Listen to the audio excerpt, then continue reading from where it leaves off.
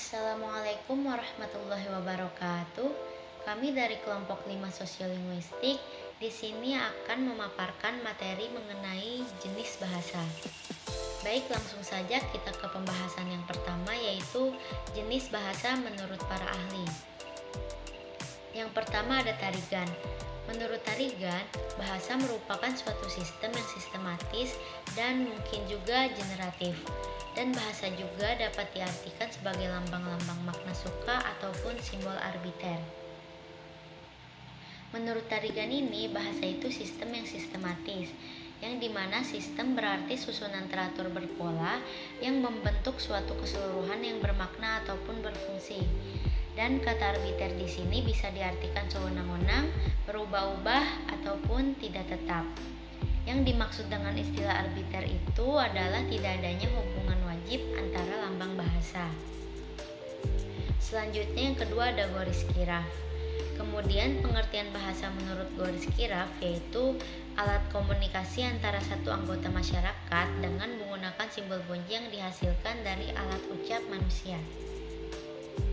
Jadi, style bahasa menurut Goris Kiraf ini pada dasarnya lebih ke mengungkapkan pikiran melalui bahasa secara khas dengan memperlihatkan jiwa dan kepribadian pemakai bahasa. Nah, Goris Kiraf ini membagi jenis gaya bahasanya menjadi 4 jenis, yaitu gaya bahasa berdasarkan pilihan kata, gaya bahasa berdasarkan nada, gaya bahasa berdasarkan struktur kalimat, dan gaya bahasa berdasarkan langsung tidaknya makna.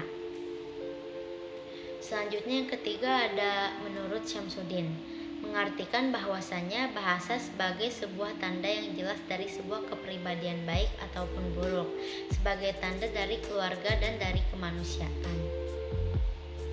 Nah, pada dasarnya bahasa adalah alat yang dipakai untuk membentuk pikiran dan perasaan, keinginan serta perbuatan. Jadi bahasa itu adalah tanda jelas dari kepribadian yang baik ataupun kepribadian yang buruk. Dan bahasa juga merupakan aplikasi dari suatu keinginan dan perbuatan. Bila bahasa tersebut tidak dapat disampaikan melalui lisan atau cara lain, maka seseorang akan dominan mengaplikasikan bahasa tersebut melalui keinginan dan perbuatannya. Selanjutnya yang keempat ada menurut Sunario. Bahasa diartikan sebagai sebuah struktur budaya yang ternyata memiliki kedudukan, fungsi, serta peran ganda. Bahasa menjadi akar serta produk dari sebuah budaya yang memiliki fungsi sebagai sarana berpikir, pendukung, pertumbuhan, dan juga perkembangan dari ilmu, pengetahuan, serta teknologi. Selanjutnya ada jenis-jenis bahasa. Bahasa memiliki beberapa jenis, yaitu ada bahasa lisan, bahasa tulisan, serta bahasa isyarat. Yang pertama ada bahasa lisan, yaitu bahasa yang digunakan untuk berkomunikasi secara lisan antar manusia. Yang kedua ada bahasa tulisan, yaitu bahasa yang menyatakan bahwasannya bahasa digunakan untuk berkomunikasi satu dengan lainnya. Komunikasi ini dapat dilakukan dengan bahasa tulisan atau menggunakan kata-kata secara tertulis. Dan yang ketiga ada bahasa isyarat, yaitu bahasa yang digunakan oleh manusia untuk berkomunikasi dengan isyarat-isyarat tertentu, seperti bahasa yang digunakan oleh orang yang tunarungu wicara antara satu dengan yang lainnya. Mereka menggunakan bahasa isyarat agar mereka bisa berkomunikasi. Lalu ada jenis-jenis bahasa selanjutnya. Ada dua, yaitu bahasa batin dan bahasa pemrograman. Bahasa batin adalah bahasa uang menggunakan interaksi mental untuk mengungkapkan isi hati, dan bahasa batin ini tidak memerlukan sarana apapun, baik kata ataupun isyarat. Yang kedua ada bahasa pemrograman, yaitu bahasa yang digunakan dalam dunia teknologi. Bahasa pemrograman digunakan untuk memberikan perintah kepada komputer dengan menggunakan sintaks yang telah diatur oleh bahasa pemrograman itu sendiri. Selanjutnya ada manfaat adanya bahasa.